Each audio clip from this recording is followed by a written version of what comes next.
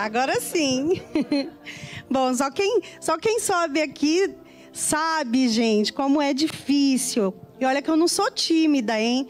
Mas quando a gente sobe aqui é diferente. Há toda uma responsabilidade. E eu peço que a igreja continue orando pela minha vida, intercedendo daí, para que o Espírito Santo, só Ele, venha falar através da minha boca, da minha vida, e que consiga alcançar um coração aí disposto, né, a receber a palavra, o alimento. Amém? Bom, eu vou contar algo engraçado, que é para tirar um pouquinho meu nervosismo. Que quando o Senhor ministrou essa palavra no meu coração, eu fui reclamar. Eu falei para ele assim: poxa, pai, todo mundo está falando sobre Jesus. Todo mundo está falando sobre os apóstolos, Paulo, Apocalipse, a mulher do fluxo de sangue. Eu falei: o Senhor vai me levar lá no Velho Testamento? E ele falou assim comigo: filha, eu dou a cada um a porção que lhe é devida.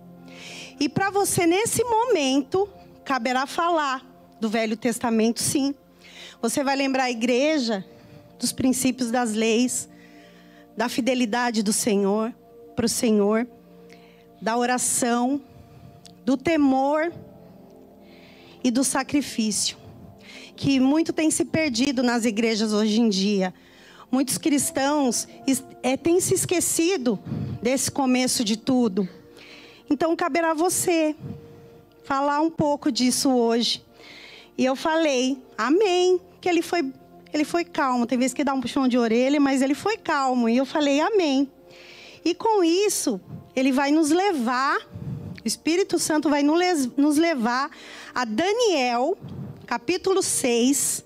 Vou ler com vocês do 15 ao 17. Aleluia. Nós vamos falar de Daniel na cova dos leões. Vocês podem colocar para mim, por favor? É do 15 ao 17, eu vou ler.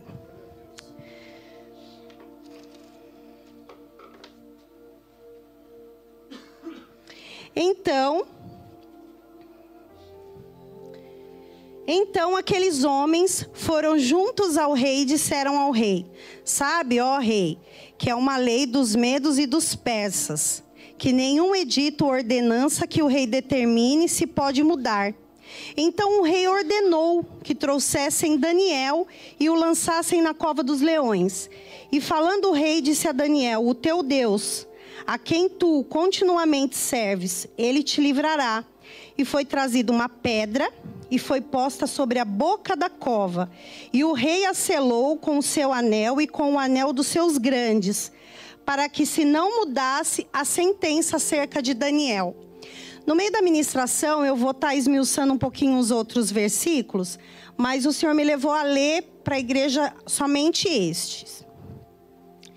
Igreja, é muito fácil falar da cova. É muito fácil. Aí você pode achar estranho, nossa, cova é fácil. Sim, porque geralmente quando se fala de Daniel 6, o povo já pensa assim, é uma palavra de bênção, de milagre, né? Aí todo mundo já fica feliz, né? Já tem aquele entendimento de que é uma palavra de milagre. Mas é fácil falar da cova, principalmente quando a cova não é você que vive, é o outro. É muito fácil falar da cova quando não é você que está passando por lá. E quando eu estava estudando a palavra, o capítulo 6, o Senhor me levou a procurar no Google sobre o ataque dos leões. Eu achei engraçado. E aquela curiosidade encheu meu coração e eu fui procurar. E no Google diz que os leões, eles atacam primeiramente com as garras. Então, é como se fosse assim, ele é um preguiçoso. Ele primeiro, ele estraçalha com as garras ou ele imobiliza, faz com que desmaie, para depois ele levar a boca. E mais para frente, guardem isso, eu vou explicar por que o Espírito Santo me levou a ler isso. Eu achei muito interessante. Mas, na verdade, quando eu li esse capítulo de Daniel, eu entendi que, para nós, aquilo que nos amedronta sozinho, Daniel enfrentou no plural. Porque se você prestar atenção, o tema da palavra fala, da Bíblia, fala que é Daniel na cova dos leões. A palavra deixa claro que é no plural. Ou seja, ela não fala que eram dois. Ela fala que eram leões. Então a gente não sabe se eram dois ou mais, né? Mas nós sabemos que não era um só. E aí eu pergunto para vocês, imagina se descesse por aquela escada. 2 leões, um viesse pelo salão principal e o outro pela cantina ali. Vocês fariam como? Como Daniel, porque se vocês lerem o capítulo, vocês vão ver que Daniel, ele era um homem temente a Deus, fiel, ele orava 3 vezes ao dia. Então eu imagino que num momento desse, ele iria ajoelhar e dar graças a Deus. E vocês fariam o quê? Vocês correriam, começaria aquele desespero, todo mundo derrubando as cadeiras, passando um por cima do outro. O que vocês fariam? Então, nessa noite, eu quero que vocês comecem essa palavra pensando, aonde está depositada a sua fé, a sua esperança, a sua segurança? É em Deus ou é em você mesmo? E na Bíblia, você não vai encontrar nada que desabone a conduta de Daniel. Nada. Para você falar assim, poxa, então, por que ele foi parar na cova? Ele foi um castigo, né, de Deus. E assim como foi para Moisés, que feriu a rocha, não entrou na terra prometida. Abraão meteu Agar lá no meio da promessa, demorou para ser cumprida. Davi cometeu adultério, seu filho morreu, foi uma desgraça. E Daniel? Daniel fez o quê? Eu procurei na Bíblia, procurei na história, procurei no Google e não achei nada que desabonasse a vida de Daniel. Nada. E assim é comigo e com você. Às vezes, a gente anda em santidade. A gente até anda em santidade, a gente está praticando os mandamentos, a palavra. A gente vem para a igreja, a gente dá o dízimo, a nossa oferta. Mas nós acabamos nos acostumando com a presença. Assim como aconteceu na casa de... Eu tive que anotar porque é o nome de Abinadab. Abinadab se acostumou com a Arca da Aliança. A Arca ficou 20 anos na casa dele. E ele se acostumou com a presença. E quando algo se torna muito comum para nós, nós perdemos a noção de valor. Então, o que acontece? Há momento que Deus vem, nos abala, para nos mostrar que ser autossuficiente, independentes, nos afasta da presença dele. Aconteceu isso com Daniel? Não. O propósito foi muito maior. A cova não era sobre Daniel. A cova era sobre alcançar outras vidas e mudar o ambiente. E Daniel, igreja, ele era diferenciado. A própria palavra diz que Daniel tinha um espírito de excelência. Tudo que ele fazia era excelente. Tudo que ele fazia se destacava. Daniel, ele tinha o dom de interpretar sonhos, escritas e frases, palavras. E fora isso, ele era dotado de uma inteligência dessa terra. Ele entendia de ciência, de medicina, de história, de geografia, agronomia, as estrelas, terra, sol, lua, tudo. Ele era dotado de inteligência. A história conta que Daniel foi levado como cativo, como escravo, quando ele era muito jovem. Não sei se vocês se lembram, se já leram, né, que Nabucodonosor, quando invadiu Jerusalém, ele levou o povo em cativeiro, né, levou como escravo. E nesse tempo, nesse período, ele falou assim para os generais dele, né, me arruma umas crianças aí, que sejam inteligentes para serem criadas no palácio, para que sejam usadas, né, para nos favorecer, que cresçam com os costumes. E para quem não sabe, essas crianças, uma delas foi Daniel. Daniel, Sadraque, Mesaque e Abidnego. Esses outros 3 vai ficar para uma outra oportunidade. Hoje nós vamos nos concentrar em Daniel. E Daniel, ele foi levado muito jovem. E quando ele chegou no palácio, o rei falou: olha, vocês podem usufruir de tudo. De tudo. Roupa, comida, bebida, festa, tudo. Mas Daniel era um homem íntegro. Eu posso conjecturar que vem de família, né? Então ele veio de uma família temente a Deus. Então ele, quando chegou no palácio, a palavra diz que ele, conversando lá com quem estava, né, ali cuidando deles, que ele não queria se alimentar das mesmas comidas. Ele não queria usufruir aquilo que o palácio oferecia. Porque Daniel era temente, ele era fiel ao seu Deus. E ele viveu, diz que ele viveu de frutas, verduras. Ele não quis se contaminar. E eu pergunto para vocês nessa noite: vocês estão se permitindo ser contaminados? Em que mesa nós estamos sentando? Em que manjares nós estamos nos deliciando? Nós estamos sendo corrompidos com aquilo que nós ouvimos? Nós estamos sendo corrompidos com aquilo que nós vemos, mas não exortamos? Esses dias eu postei no meu status que pecadinho e pecado, pecadão é a mesma coisa. A minha mãe costuma dizer que quem rouba R$1, €1, né? Rouba 10 mil. Então não existe meio termo. O que é errado continua sendo errado. Então, o que você está se permitindo, né, se alimentar?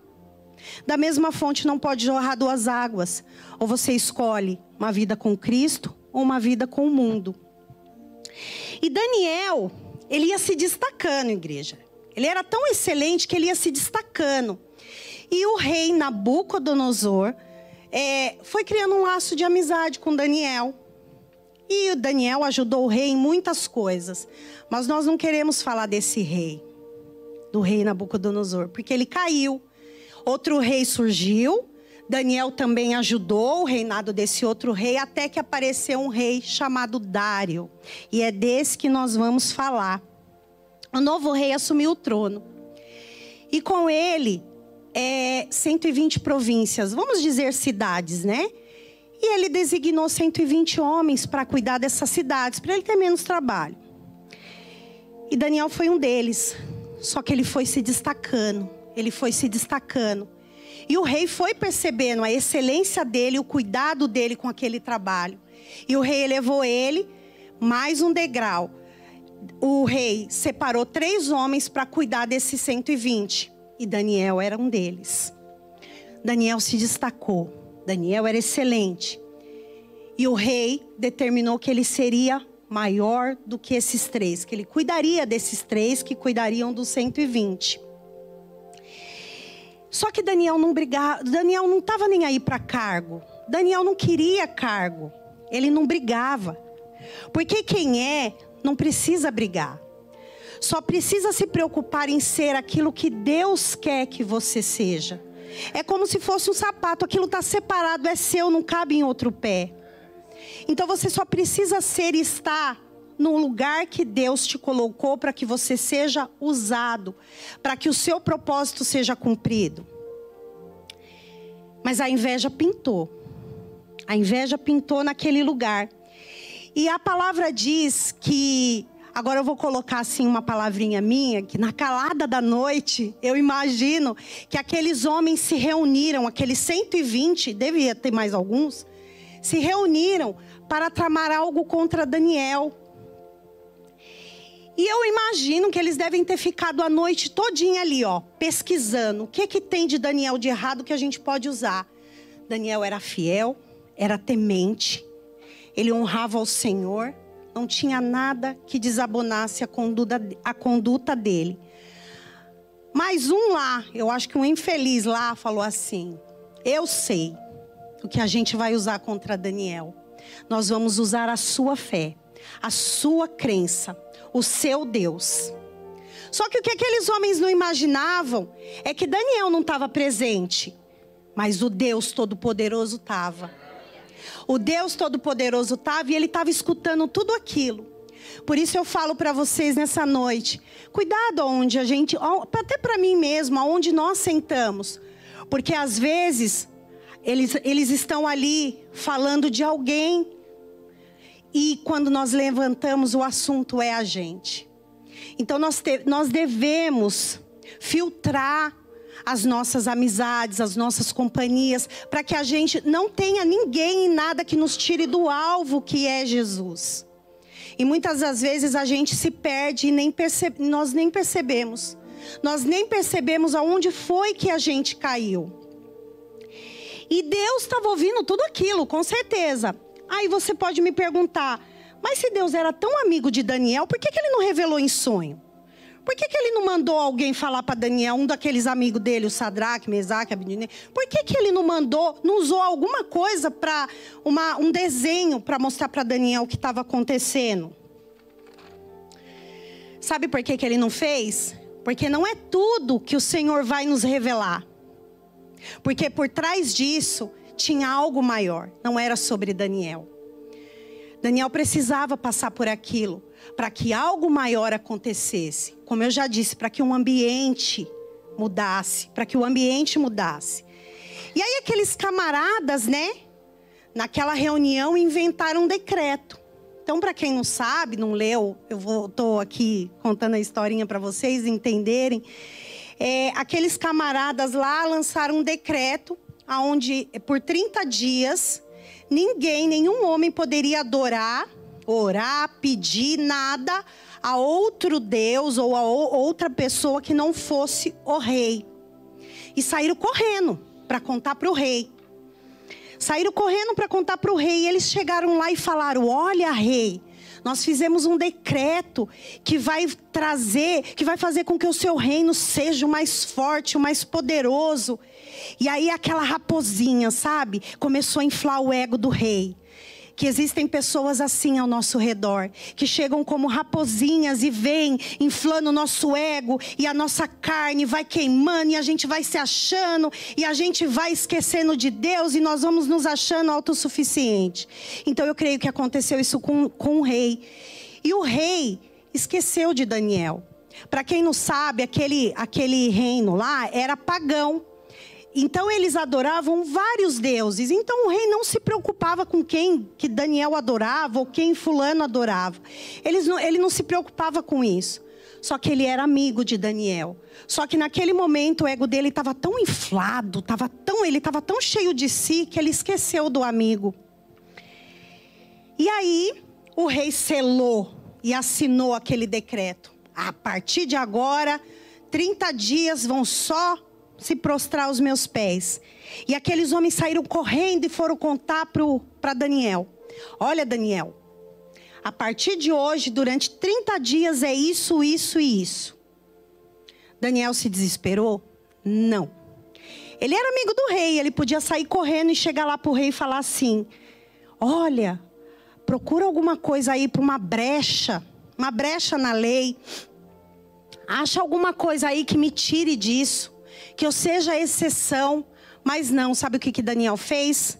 Exatamente o que o decreto dizia para ele não fazer. Pois ele era fiel e temente ao Senhor. E nós estamos sendo fiéis? Nós estamos depositando a nossa fé em quem? Nos homens ou em Deus? Será que qualquer coisa que chegar até nós vamos negar a Jesus? Nós vamos negar Deus? Ou nós vamos nos manter fiel? Porque foi o que Daniel fez. Inclusive nesse momento eu quero colocar uma frase que eu acho que eu li. E isso ficou aqui. E eu vou levar para a vida essa frase. Que diz assim: as pessoas que mudam o mundo são aquelas que declaram independência das expectativas dos outros. Emerson Falcão. E essa frase, ela me marcou. Por quê? Porque Daniel era livre das expectativas. Daniel frustrou as expectativas. Daniel foi lá e mostrou quem ele era. Ele não negociou os seus princípios. A palavra diz que Daniel orava 3 vezes ao dia.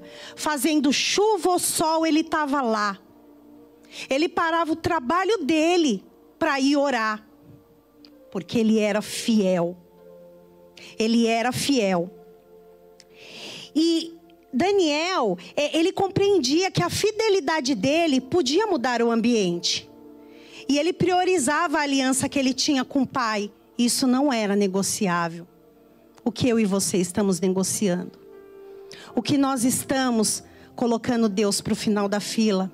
Nós estamos colocando Jesus, Deus, Espírito Santo no final da fila? Nós estamos negociando, nós estamos nos mantendo fiel, no foco. E nós estamos sendo fiéis e temente ao Senhor? Aquele que prepara tudo enquanto a gente dorme. Aquele que nos visita na madrugada. Que colhe as nossas orações. Que nos afaga. Nós estamos negociando isso.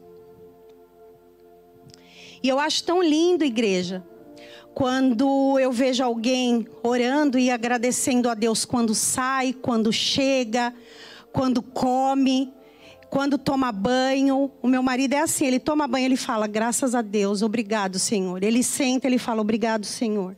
Às vezes eu falo assim, nossa, mas isso é bonito, porque em todo momento ele lembra de ser grato. Eu não. Eu não.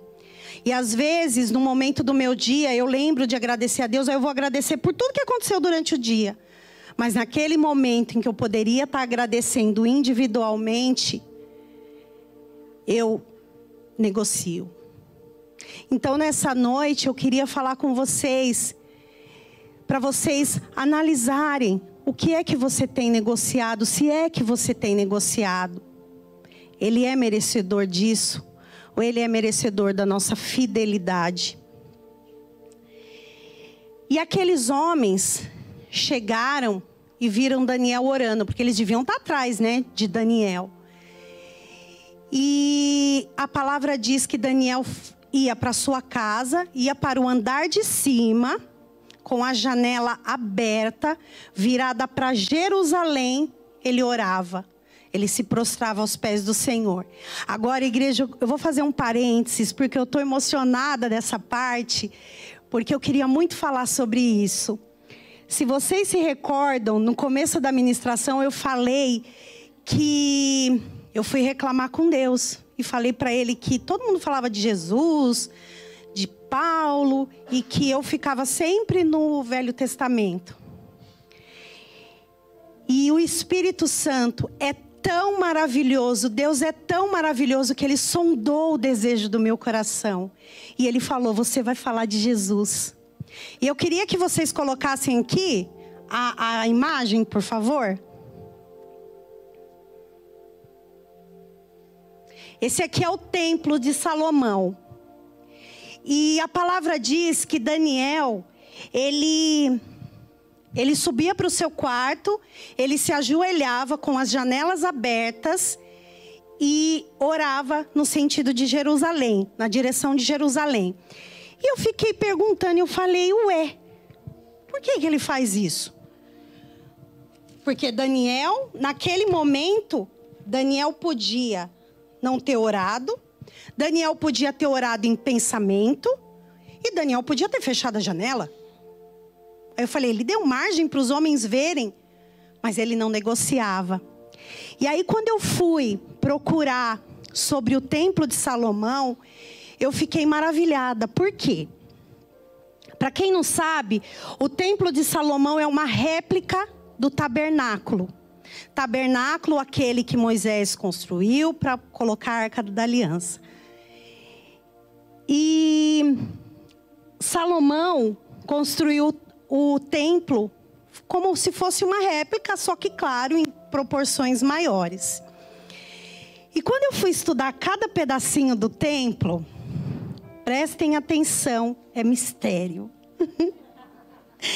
Ele é dividido em 3 partes. O pátio externo, esse aqui. era onde todo mundo entrava. Ele é chamado de caminho. Aí aqui o pessoal passava e aqui já eram pessoas selecionadas.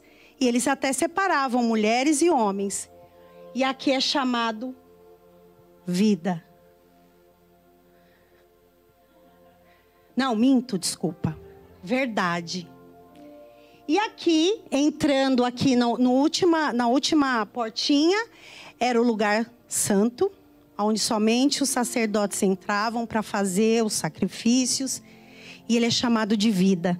E aí aqui, o Espírito Santo falou comigo, você está falando de Jesus. Porque o templo de Salomão é o caminho, a verdade e a vida. E eu falei, obrigado, Senhor Jesus. Obrigado, Espírito Santo. Porque Ele colocou Jesus na minha pregação, no Velho Testamento. E eu não vi a hora de chegar e falar essa parte. Então, assim, é muito bom, porque quando a gente estuda a palavra, como o pastor falou, quando você fala de Jesus, quando você fala da palavra, se abre um leque assim, que às vezes você fala que vai falar de uma coisa, mas você até se perde, porque é tanta coisa que o Espírito Santo vai ministrando no nosso coração, que você fala, uau, como eu não sabia disso antes, Nunca tinha visto, tinha lido sobre o templo de Salomão. Pode tirar. Então eu queria compartilhar com vocês esse parênteses. Pode voltar para cá. E Daniel era muito diferente, isso eu já falei. Deus não precisava pedir nada para Daniel. Você acha que Deus pediu para ele não comer lá das comidas do palácio? Não. Você acha que Deus chegou para ele e falou, você vai orar 3 vezes ao dia. Tem que ser ajoelhado e virado para Jerusalém. Não. Deus não pediu nada. Nada. Deus não pediu nada. Porque Ele sabia do coração de Daniel. Daniel era fiel a Ele. Em qualquer situação que Ele colocasse Daniel, ele se mantinha fiel. E aí, igreja, você pode falar assim para mim. Então a oração foi o castigo de Daniel, foi a perdição de Daniel, porque se ele não tivesse ido orar, não teria acontecido isso com ele. Mas eu te digo que não. Porque um povo que ora, uma igreja que ora, se mantém de pé. Porque enquanto você é só mais um, você não atrapalha as obras do inferno. Mas quando você decide dobrar os teus joelhos, o inferno entende que você vai ser um problema. É para ter medo? Não. Porque a nossa força vem de Deus. É Ele que cuida de nós enquanto nós dormimos, não é assim? Foi Ele que preparou tudo nessa terra. Foi Ele que preparou para que quando a gente chegasse, a gente tivesse domínio sobre todas as coisas. Então nós temos que estar firmados nele. A nossa fé tem que estar nele. Nós temos que orar sim. E eu vou abrir um outro parênteses aqui, porque no nosso grupo de obreiros, eu não sei quem postou um vídeo sobre uma missionária chamada Ezenete, eu acho. E eu nunca, acho que foi a Maria, eu nunca abro vídeos que mandam no grupo, nunca. Mas nesse dia o Espírito Santo me tocou e eu fui ver o vídeo. E nesse vídeo ela falava o seguinte, que ela foi arrebatada, acho que foi isso, e Deus levou ela a uma sala de reuniões, e tinha uma mesa muito grande e a mesa ela ia aumentando. Ela ia aumentando, as cadeiras iam aumentando assim, muito rapidamente. Um monte de demônios sentado de um lado e do outro. E na cabeça lá, o dito cujo. E ele falava, eu tenho pressa, eu tenho pressa, eu tenho pressa. Eu tenho pressa. E eu, pressa de quê? Pressa de quê? Ele falou assim, eles são minoria. Eu quero aqueles que se dobram, aqueles que se prostram. Vocês não precisam se preocupar com os que oram, mas com os que se dobram, com os que ajoelham. E aí eu me senti tão mal porque ele usou a palavra, a minoria. Ele chamou a gente de minoria. Ele chamou a mim e a você de minoria. Que nós possamos ser a minoria, sim, que vai atrapalhar a obra do inferno. Que nós possamos ser a minoria que vai dar trabalho para eles, que eles não vão descansar. E ele falava: atormenta o cachorro. Eu oro todo dia pela minha cachorra agora. Atormenta o cachorro, atormenta o vizinho. Eu fiquei meio assim. Quando ela começa a latir estranho, eu já fico assim, ó. Eu repreendo. Atormenta o cachorro, atormenta o vizinho, atormenta as crianças, atormenta o casamento. Mas não deixa eles se prostrarem, porque uma casa bagunçada não tem joelho no chão. E eu falei: pois é agora. E desde esse dia, gente, desde esse dia, toda vez eu não ajoelhava, era muito difícil. Eu vou reconhecer isso para vocês. Eu acho que é até uma cura para mim. Era muito difícil eu me ajoelhar. Por quê? Na correria do dia, eu estou lavando louça, eu estou orando. Eu estou andando na rua, eu estou orando. Eu estou dirigindo, eu estou orando. Então era muito difícil. Às vezes eu deito na cama e lembro que eu ia orar. E eu oro deitada. Orava deitada. Depois desse vídeo, eu oro de joelhos. Às vezes eu me levanto antes do tempo, porque eu tenho uma dor no joelho véia, sabe? Já véia. E às vezes eu não consigo ficar muito tempo. Mas eu falo, sabe qual é o começo da minha oração? Eu dou graças a Deus e falo: hoje o inferno está sendo envergonhado, porque eu tô de joelhos. E é isso que eu quero falar para vocês. Não é que Deus não recebe a sua oração. Você pode orar em pé, no trabalho, você pode orar. Mas quando a gente se dobra os nossos joelhos, em sinal nós estamos nos prostrando aos pés do Senhor. É um sinal de humilhação a Deus, para dizer que Ele é digno, que Ele é santo e que Ele é maior do que tudo nessa terra. E desde esse dia, eu nunca mais orei em pé. Quer dizer, eu oro, mas logo em seguida eu corro para me ajoelhar, porque eu falo: é agora que eu vou envergonhar o inferno. Então eu queria compartilhar isso com vocês, porque isso me tocou e eu achei muito forte. E eu não costumo ver vídeo, mas acho que eu precisava ver aquele vídeo, porque algo tinha que ser mudado dentro de mim. Amém? E aí aqueles homens viram Daniel, né? Ai, meu Deus, que tempo que eu tenho, que eu nem sei. Eu tenho tanta coisa para falar, deixa eu contar aqui as folhas. Meu Deus. Ai, deixa eu beber água, peraí. Tá me dando dor de barriga.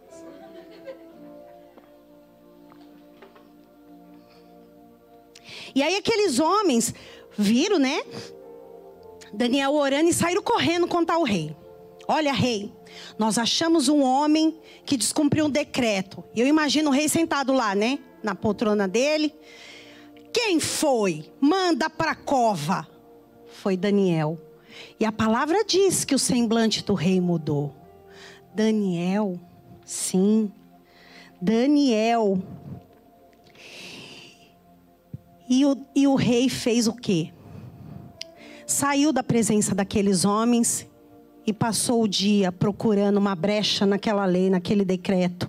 Eu preciso libertar Daniel. Eu preciso salvar Daniel. O que eu faço? O que eu faço? E aí chegou a noite, aqueles homens foram cobrar. Antes que o rei achasse alguma coisa, né? Olha, rei, tem que botar aquele homem na cova dos leões. E o rei, muito triste por não ter achado nada para livrar Daniel, mandou Daniel vir para a cova para ser, né? Para ter o seu castigo. E eu fico imaginando o caminho de Daniel, da casa dele até a cova. Você acha que Daniel foi chorando, se lamentando? Ai, Senhor, me livra. Não, Daniel foi dando graças. Daniel, eu creio para mim que Daniel foi contemplando as árvores, foi contemplando as criaturas, foi contemplando o trabalhar de Deus.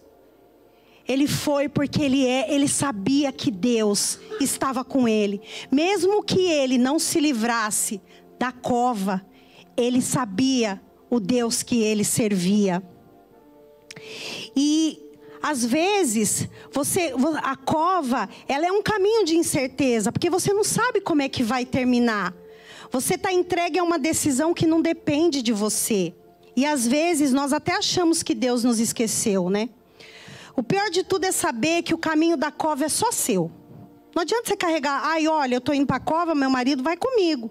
Não, o que é dele, o que é meu. Tem processos que Deus vai autorizar que as pessoas saiam da tua vida, para você passar sozinho, para Ele mostrar para você. Ele vai tirar toda a distração, para Ele mostrar para você que a sua dependência é somente nele, que é Ele e você naquele momento. Às vezes você precisa estar numa cova para você entender que você não é nada, que a sua autossuficiência, que a sua independência não é nada diante da magnitude de Deus. E aí jogaram Daniel na cova. Fecharam com uma grande pedra. Eu fui estudar sobre essa pedra, porque, gente, eu sou curiosa e quando eu leio, eu quero ir saber tudo. Até do que era feita a pedra. O que era aquela rocha. E a pedra era muito grande. E eu li, os historiadores falam que aquela pedra, ela tinha que ser empurrada por vários homens, porque ela era muito pesada, para que ninguém abrisse e para que os leões, na sua ferocidade, derrubassem a pedra. E a Bíblia diz que naquela noite o rei não dormiu, não comeu, ele não teve paz. Sabe por quê? Porque só quem concede paz é Deus. E aquele rei não conhecia a essência de Deus, ele não conhecia Deus no secreto, ele só conhecia de falar, então ele não tinha paz. E ele não conhecia Deus na intimidade. Mas após aquela noite da cova, todos iriam conhecer esse Deus. Era uma noite que mudaria a história daquele lugar, mudaria aquele ambiente. Imagine, igreja, de um lado a fúria dos leões e de outro a pedra. E nesse caso eu vejo a pedra como as nossas impossibilidades. E aí eu vou perguntar uma coisa para vocês. 5 minutos de culto é pouco ou muito? É pouco, não é? Agora imagine 5 minutos você queimando no fogo. É muito. Porque o tempo é relativo à circunstância. Imagina 2 minutos de sono. É pouco ou muito? É pouquíssimo. Imagina 2 minutos você se afogando. É muito. Então o tempo é relativo à circunstância. E embora o relógio corra igual para todo mundo, e em qualquer circunstância é o mesmo relógio, a sensação de durabilidade daquela situação é diferente para cada um. Para quem estava de fora da cova, a noite passou assim, bem rápido. Mas e para quem estava dentro? No escuro e sozinho e com leões. O que será que Daniel fez durante a noite? Chorou? Se lamentou? Eu creio, para mim a palavra não fala, mas eu creio para mim, que ele estava de joelhos dando graça a Deus, ao Rei dos Reis. Sabe por quê? Daniel era um homem descansado no Senhor. E é isso que nós precisamos, é isso que falta em nós hoje, descansar no Senhor. E Daniel era um homem descansado. Ele nada temeu. A Bíblia não conta os pormenores de dentro da cova. A única coisa que a Bíblia fala é que o anjo apareceu e tapou a boca dos leões e nada aconteceu. Só isso. Não fala o que aconteceu lá, o que Daniel fez.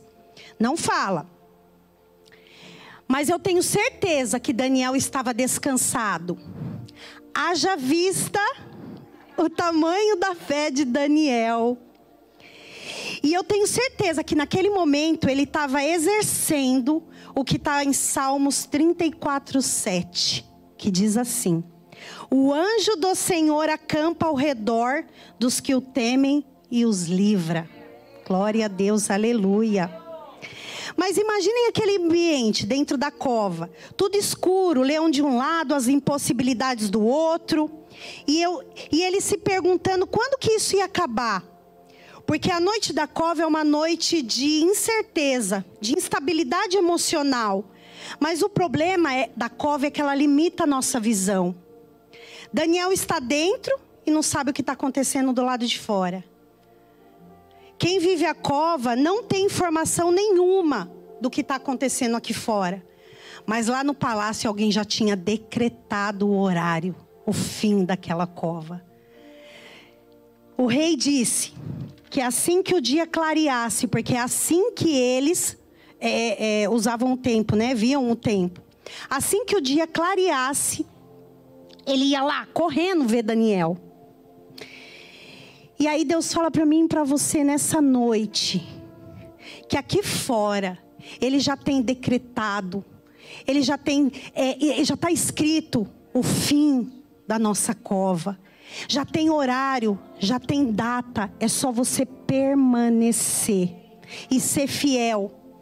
Porque não haverá leão, pedra e acusadores que irão atrapalhar o trabalhar de Deus na minha e na sua vida. Amém? E assim que o dia clareou, estava lá o rei, desesperado, mandando tirar a pedra. E o que eu achei mais lindo nessa história foi o trabalhar de Deus na vida do rei. Deus já estava trabalhando o coração daquele rei, porque ele exercitou a fé. Ele talvez não soubesse, o rei não soubesse o que ele estava fazendo, mas ele exercitou a fé. A fé no Deus de Daniel, porque ele tinha certeza que tinha acontecido um milagre. Porque quando ele chegou lá e mandou tirar a pedra, no versículo 20 diz, que ele gritou: Daniel, servo do Deus vivo, o Deus a quem tu serves tão fielmente pode livrá-lo dos leões. Olha o propósito começando a se cumprir, igreja. O propósito maior. O rei já visualizava um Deus vivo. E lá de dentro ouve-se o grito de Daniel: que o rei viva para sempre. Essa frase aqui, muitos podem dizer que ele estava falando para o rei, mas para mim ele estava exaltando o rei dos reis. Aquele que livrou ele da boca dos leões. E Daniel diz que o rei viva para sempre. Meu Deus enviou o seu anjo para fechar a boca dos leões, de modo que não me fizessem mal. Primeiro, Daniel deu graças a Deus. Porque quando ele diz que o rei viva para sempre, para mim ele estava engrandecendo a Deus e não o rei da terra. E aquela noite, igreja, os leões jejuaram. Esse é o tema da minha palavra, viu, gente? E naquela noite os leões jejuaram. Lembra quando eu expliquei no começo para vocês que os leões matam com as garras? Primeiro eles imobilizam. A palavra diz que o anjo tapou a boca dos leões. A palavra fala que o anjo tirou a fúria dos leões? Não. A palavra fala que os leões dormiram? Não. A palavra diz que o anjo tapou a boca. Se o leão ataca com as garras, por que eles não atacaram Daniel para comer depois? Eu fui procurar, eu fui me perguntar e fui falar: Espírito Santo, me dá essa revelação, porque eu não vou ficar com essa não. E eu fui atrás. E aí eu fiquei me perguntando, mas por que os leões não atacaram se o primeiro instinto deles é com as garras? A boca, só a boca estava fechada, eles não estavam imobilizados. Sabe por quê, igreja? Porque como diz no versículo 22... Daniel foi considerado inocente aos olhos de Deus. E por isso os leões não sentiram o cheiro de carne. Porque quando nós estamos no pecado, nós exalamos cheiro de carne podre no mundo espiritual. E Daniel foi considerado inocente aos olhos de Deus e aos olhos do rei. Então o que ele exalou está em 2 Coríntios 2,15. Nós somos o aroma de Cristo que se eleva até Deus. Ele era inocente. Os leões não sentiram o cheiro de carne. Então os leões não atacaram Daniel. E eu posso conjecturar que eles deviam estar algum tempo sem se alimentar, porque não devia ser todo momento que jogavam gente lá dentro. Tanto que mais para frente, se vocês forem ler, quando Deus tirou Daniel, ele jogou todos aqueles 120 homens, suas famílias, tudo lá dentro da cova. Diz que eles nem bem entraram, os leões atacaram e comeram todo mundo. Não sobrou nada. E Daniel não. Porque o Senhor tinha um propósito maior. E o propósito foi cumprido, porque o rei fez um novo decreto que mudou tudo. No versículo 26 e 27 diz assim: todos em meu reino devem tremer de medo diante do Deus de Daniel, pois ele é o Deus vivo e permanecerá para sempre. Seu reino jamais será destruído e seu domínio não terá fim. Ele livre e salva seu povo, realiza sinais e maravilhas nos céus e na terra. E foi ele quem livrou Daniel da cova dos leões.